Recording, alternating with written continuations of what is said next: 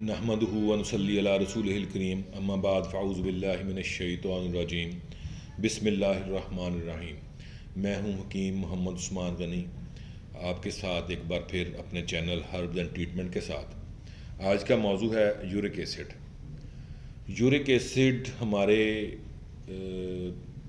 میں پھر ایک دفعہ یہی بات کروں گا کہ جو ہمارا لائف سٹائل ہے اس کی وجہ سے، اور جو ہمارا کھانا پینا ہے، جو ہم دن میں صبح سے شام تک اپنی خوراک استعمال کرتے ہیں، اصل میں یہ یورک ایسڈ اس کی وجہ سے ہے۔ یورک ایسڈ کے سمٹمز میں آپ کا عام طور پر آپ کی ایڑی کا درد شروع ہوتا ہے سٹارٹ میں، ارلی سائن جو ہے، اور ایڑی سے یہ درد پھر آپ کے پاؤں میں، انگوٹھے میں، اور پھر آہستہ آہستہ یہ چھوٹے جوڑوں سے ہوتا ہوا آپ کے بڑے جوڑوں میں چلا جاتا ہے، اور پھر یہ کرونک ہونے کی شکل میں یہ آپ کے جتنے بھی بڑے جوڑ ہیں ان میں پرابلم پیدا کرتا ہے، اور اس کی اگلی جو آخری سٹیج میں سمجھتا ہوں وہ چلا جاتا ہے کہ انسان کو گینٹھیے کی شکل میں وہ پرابلم کریٹ کرتا ہے۔ اور اس لیے اس کا سب سے ضروری یہ ہے کہ آپ اس کو فوری اس کو کور کریں، اور اس کے لیے اگر آپ نے اس کو بغیر میڈیسن کے کور کرنا ہے تو وہ بہت ہی اچھا اس کا طریقہ ہے، یہ ہے کہ آپ سب سے پہلے واک شروع کریں۔ واک ایک ایسی چیز ہے جو آپ کو کسی بھی ایج میں یورک ایسڈ سے نجات دلا سکتی ہے۔ وقتی طور پہ تو آپ فیل کریں گے کہ آپ کو مشکل پیش آ رہی ہے، لیکن انشاءاللہ اس کے ساتھ پرہیز، جیسے نبی پاک صلی اللہ علیہ وآلہ وسلم نے فرمایا کہ پرہیز علاج سے بہتر ہے، تو پرہیز کو بھی میں لائف سٹائل کا حصہ گنوں گا، کیونکہ وہ آپ کے لائف سٹائل میں ہی شامل ہے۔ اور اس میں سب سے جو بڑی وجہ ہے یورک ایسڈ کی ہمارے ملک میں، وہ چاول کا بے دریغ استعمال ہے،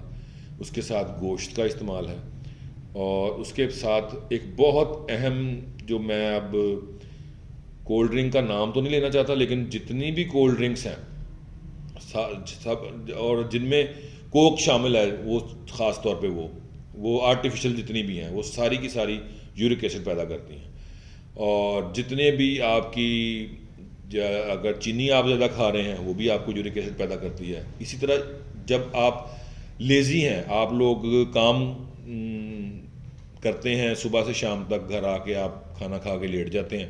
واک نہیں کرتے، یہ بھی آپ کے لائف سٹائل کی ایک وجہ ہے جس کی وجہ سے آپ کی باڈی میں یورک ایسڈ کا جو ہے وہ لیول بڑھنا شروع رہتا ہے۔ اور اگر یہ یورک ایسڈ کرونک ہوگا تو پھر میں نے آپ کو بتایا اس کے نتائج، اور یہ آپ کی کڈنی کو بھی ڈیمیج کر سکتا ہے۔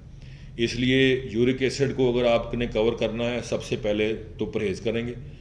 جو چیزیں میں نے آپ کو بتائی ہیں، اس کے ساتھ آپ واک کریں گے، کم از کم 60 منٹس آپ واک کریں گے دن میں، چاہے صبح میں کر لیں چاہے شام میں کر لیں۔ اس کے ساتھ میں آپ کو ایک بڑا ہی آزمایا ہوا نسخہ آپ کو لکھوانے لگا ہوں، لکھ لیجئے گا۔ آپ نے لینا ہے جی کلمی شورا 100 گرام، 100 گرام آپ نے لینی ہے جو کھار، 100 گرام آپ نے لینی ہے ہلدی، 100 گرام آپ نے لینی ہے سونڈ۔ یہ 4 چیزیں ہیں، یہ چاروں چیزیں آپ نے باریک کر لینی ہے اور سفوف بنا لینا ہے، اور اس کا تقریباً ½ ٹی اسپون آپ صبح، ½ ٹی اسپون شام۔ اور اگر آپ کو کرونک ڈیزیز میں یہ شامل ہے، آپ کو پرانا ہو گیا، تو آپ اس کو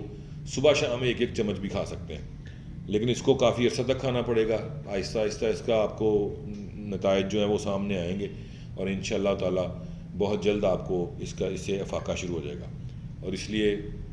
پھر ایک بار کہ اگر یورک ایسڈ کا آپ مستقل حل چاہتے ہیں تو پھر اپنے لائف سٹائل کو چینج کیجیے۔ خدا حافظ۔